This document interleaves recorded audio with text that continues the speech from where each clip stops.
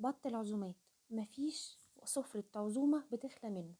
هعلمك ازاي النهارده تعمليه، والبط هيبقى ريحته حلوه، مفيش اي زفاره، الشوربه لونها تحفه. البطه ازاي هنحمرها من غير ما هنحمرها، وهيطلع لونها زي ما انت شايفاه كده بالظبط. يلا بينا نخش على وصفتنا على طول. انا معايا بطايه هنا وزنها كان 3 كيلو. غسلتها كويس جدا جدا جدا قلبها، وبعد كده نقعتها في محلول فيه ميه، ملح، سكر، ليمون، ورق لوري. وانا بغسلها حطيت لها كمان معلقه طحينه، دعكت بيها الجلد والقلب كويس قوي، وبعد كده شطفتها. المعلقه دي مهمه جدا جدا في تنظيف البط. ومعايا بقى بصلايه وطماطمايه هقولك هنعمل بيهم ايه. ومحلول النقع اللي انت شفتيه، الميه دي ممكن تقعدي فيها البطه لمده يوم بحاله، هيطلع لك البطه، تضمني ان هي ريحتها هتبقى تحفه ونضيفه جدا ومفيش اي زفاره. انا حطيت البصلايه والطماطمايه في الكبه، وحطيت عليهم معلقه من الفلفل زي ما انت شفتي كده. هبتدي بقى ادعك بيها سطح البطه وبطن البطه دي كلها جدا جدا جدا يعني. دي تتبيله حلوه وسهله، هتدي لطعم البطه تسكيره كده حلوه وجميله. تقدري تحطي البطايه فيها لمده ساعه او نص ساعه بالكتير قوي، يعني انا ما بكترش بصراحه عن ساعه. زي ما انت شايفه كده، هتدي طعم حلو قوي للشوربه وللبطه نفسها. هجيب حله بتاعتي بقى وهنزل فيها بمعلقه من الزبده، دي معلقه من السمنه البلدي كده عشان تديها طعم حلو. وحطيت ورق لورا وحبهان، واديله تشويحه خفيفه. هنزل بقى بالبطايه بتاعتي عليها، اديها صدمه من كل الاتجاهات.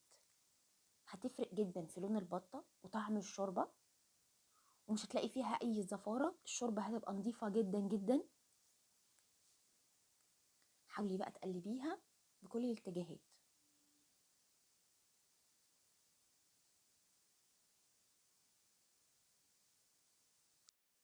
بجد الحركه دي هتفرق معاكي جدا في طعم الشوربه ولونها. ممكن تعملي الحركه دي كمان مع الفراخ وانت بتسلقيها، برضه هتدي طعم حلو قوي. انا حطيت هنا الرقبه والقوانص والكبد وكده، واحط بقى ميه عاديه من الحنفيه، مش مغليه، مش لازم مغليه خالص. وهسيب البطايه تتسلق على نار متوسطه. في الاول اديها غاليه غلوه الاول، وبعد كده اسيبها بقى تهدى على نار هاديه. اللي انا حطيته ده بقيه التتبيله اللي انا كنت حطاها على البطه، اللي هي البصل والطماطم والفلفل الاسود. ومش هحط ملح خالص دلوقتي، هستنى لما البطه تستوي، الملح في الاخر خالص عشان ما يبطئش تسويه البط. بصوا شكلها بقى عامل ازاي. عايزه اعرف بقى استوت ازاي، بغرز شوكه في صدرها، طلعت ميه لونها بينك كده، لا يبقى لسه ما استوتش. ما طلعتش ميه تبقى زي الفل واستوت. وبصوا الجناح عامه فصلت ازاي، والورك بصوا.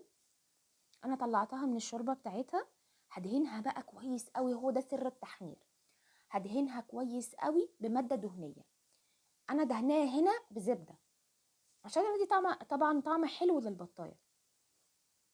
تدهنيها كويس حقيقي، غطيها كويس، هو ده اللي هيفرق معاكي. ولا هتحمري ولا اي حاجه. ولسه في خطوه تانية هقولك عليها هتفرق، هتخلي الجلد بتاعها مقرمش وحلو. انا بدهن كويس كل حته انت شايفاها هتدهنيها، مش مجرد كده دهنه والسلام ودي الوش وخلاص، لا مش هتدي النتيجه اللي انت شايفاها كنت في بدايه الفيديو. بصوا انا سويتها لدرجه ان الجناح بتاعها فصل ازاي.